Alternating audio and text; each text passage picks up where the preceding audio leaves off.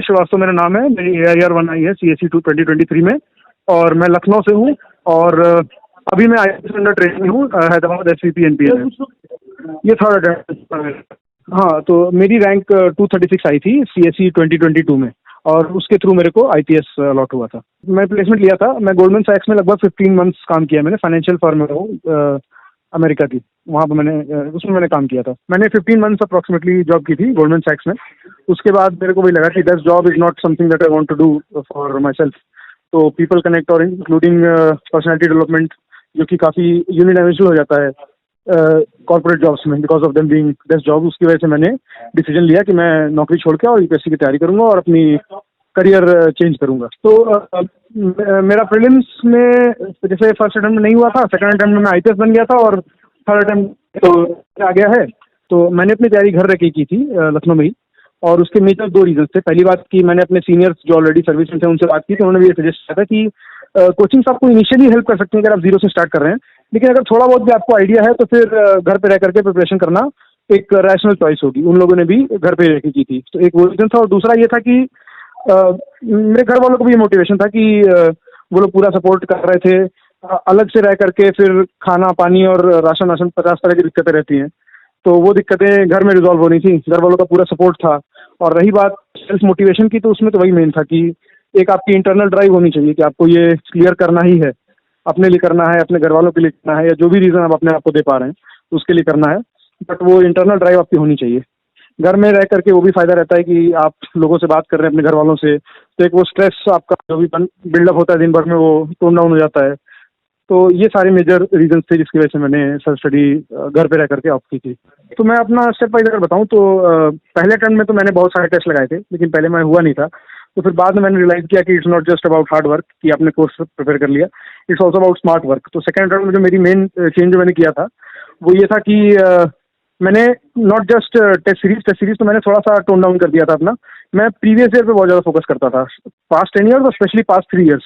तो past 3 years के paper देख करके मैंने ट्रेंड ऑब्जर्व किए थे कि किस तरह से UPSC रॉन्ग स्टेटमेंट्स फ्रेम कर रहा है, ताकि वो आगे चल के भी हम लोग आइडेंटिफाई कर सकें कि जैसे कहा नहीं जाता है कि अगर पेरेंट ऑर्गेनाइजेशन है तो जनरली गलत होती है। उस तरह के जो ह्यूरिस्टिक्स हैं आपको 90% ऑफ द टाइम आंसर तक पहुंचाने में हेल्प करेंगे। उस तरह के ह्यूरिस्टिक्स मैंने प्रिपेयर किए थे कि ये मेरे ऑब्जर्वेशंस हैं, ये तरह के क्वेश्चंस आते हैं। तो मेन मेरा फोकस वो था प्रीलिम्स में, इस 2022 के अटेम्प्ट में भी और इवन 2023 के अटेम्प्ट में भी। पहले अटेम्प्ट में मेरे 84 के आसपास थे, 84 पॉइंट समथिंग। सेकंड अटेम्प्ट मेरे 114 पॉइंट समथिंग थे और थर्ड अटेम्प्ट का तो अभी वैसे मार्क्स नहीं आए हैं, बट 96 के आसपास बन रहे थे मेरे जब मैंने कोचिंग से मैच किया था। हाँ, तो देखिए जैसे हिस्ट्री के लिए स्पेक्ट्रम हो गया और NCERTs पढ़नी थी एंशिएंट मिडिवल के लिए, फिर ज्योग्राफी के लिए NCERTs पढ़ी थी और राजस्थानी मैम के वीडियोस पड़े हुए थे यूट्यूब पे, वो मैंने देख लिए थे पहले। फिर इकोनॉमिक्स के लिए तो जो कोचिंग वाले नोट्स होते हैं वो देखे थे, और बाकी अपना इकोनॉमिक्स का बैकग्राउंड भी था, थोड़ी अंडरस्टैंडिंग थी उसके लिए। और क्या सब्जेक्ट होता है, पॉलिटी के लिए लक्ष्मीकांत और प्लस बेयर एक्ट पढ़े थे। आर्ट एंड कल्चर ये सब के लिए तो NCERT देखी थी बस बहुत ज़्यादा। पहले मैं प्रीलिम्स के लिए जो आपको बता रहा था कि हिस्ट्री में मैंने पढ़ा था स्पेक्ट्रम और साथ में NCERTs जो होती हैं ओल्ड NCERTs। फिर आपका आता है सोसाइटी। तो सोसाइटी के लिए तो मैंने नोट्स बनाए थे अपने इंटरनेट से खोज के टॉपिक वाइज, और वो पढ़े थे। फिर आता है आपका ज्योग्राफी। तो ज्योग्राफी मैंने मेनली वही पढ़ा था जो आपकी NCERTs होती है, और बाकी जो प्रीवियस ईयर क्वेश्चंस और जो कोचिंग वालों के मॉक पेपर्स आते हैं तो उनसे अपने पॉइंट्स प्रिपेयर कर लिए थे। और उसके बाद आता है आपका पॉलिटी में मैंने लक्ष्मीकांत पढ़ी थी, बेयर एक्ट पढ़ी थी।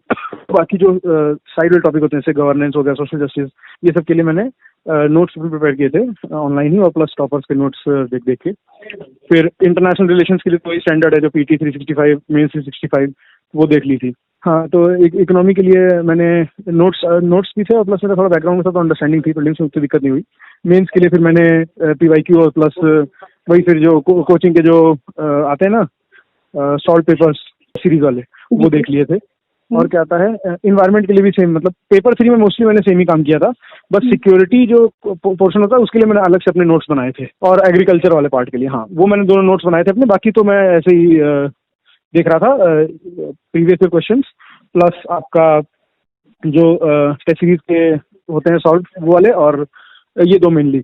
और एथिक्स के लिए मैंने पिछली बार तो ज़्यादा कुछ नहीं किया था, इस बार मैंने एक पीयूष सर करके हैं उनके कोचिंग, मतलब उनके मैंने क्या कहेंगे सेशंस ज्वाइन किए थे, तो उनका मैंने कोर्स लिया था, तो वहाँ से मेरे को लग रहा है काफ़ी फ़ायदा हुआ। मेरा ऑप्शन इलेक्ट्रिकल इंजीनियरिंग था because of my background itself.